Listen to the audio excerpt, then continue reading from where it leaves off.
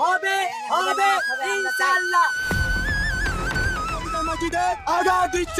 আমি যদি চলে যাই এই মসজিদ দায়িত্ব আপনাকে। রাজধানীর সোহরাওয়ার্দী উদ্যানে খুপড়িঘর তৈরি করে নানা কর্মকাণ্ড চালানোর অভিযোগ উঠেছে রাজীব সাহার বিরুদ্ধে। সেখানে ইউটিউবারদের সামনে বক্তব্য দেওয়া, ঘাস পরিষ্কার করে ছোট একটি মসজিদ নির্মাণ সহ বিভিন্ন কার্যক্রম পরিচালনা করছেন তিনি। বিষয়টি সামাজিক যোগাযোগ মাধ্যমে আলোচনায় এলে প্রশাসনের নজরে আসে। এরপর বুধবার দুপুরে গণপূর্ত মন্ত্রণালয়ের কর্মকর্তারা এসে ৪৮ ঘণ্টার মধ্যে সব অবৈধ স্থাপনা সরিয়ে নেওয়ার নির্দেশ দেন।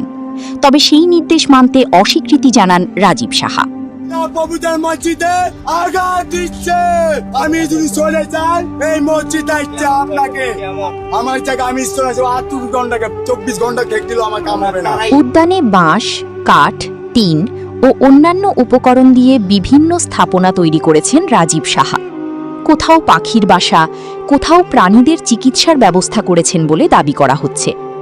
প্রতিদিন বিভিন্ন শ্রেণী পেশার মানুষ তার কর্মকাণ্ড দেখতে আসছেন এবং কেউ কেউ তাকে অর্থ ও বিভিন্ন উপহারও দিচ্ছেন। রাজীবের দাবি, জন্ম থেকে নিজের ধর্মীয় পরিচয় জানতেন না। মা নাই, আব্বু নাই। আর যাদের কাছে বড় হয়েছে এরা বিহারি, তারাও মুসলমান। তাদের কাছে দেখি আলিফ বা আমার যখন কিতাব দেয় তখন বুঝতে পারি এটা মুসলমান। ভাইরে, এই দুনিয়া মূল উদ্দেশ্য আমার কোনো ধান্দাবাজি উদ্দেশ্য না। হ্যাঁ, আমি এই দুনিয়া কিছু চাই না। আমি দুনিয়া চাই আমল উসিলে আমার বেহেশতে আল্লাহ তাআলা কবুল করুন। পরে ইসলাম ধর্ম গ্রহণ করেন। বর্তমানে তিনি সোহরাওয়ার্দী উদ্যানে একটি বড় মসজিদ নির্মাণের ইচ্ছা পোষণ করছেন। রাজীব সাহাকে ঘিরে সামাজিক যোগাযোগ মাধ্যমে মিশ্র প্রতিক্রিয়া দেখা গেছে। এক পক্ষের মতে তিনি প্রাণী ও প্রকৃতির জন্য কাজ করছেন এবং মসজিদ নির্মাণের উদ্যোগ নিয়েছেন, তাই তাকে সহযোগিতা করা উচিত।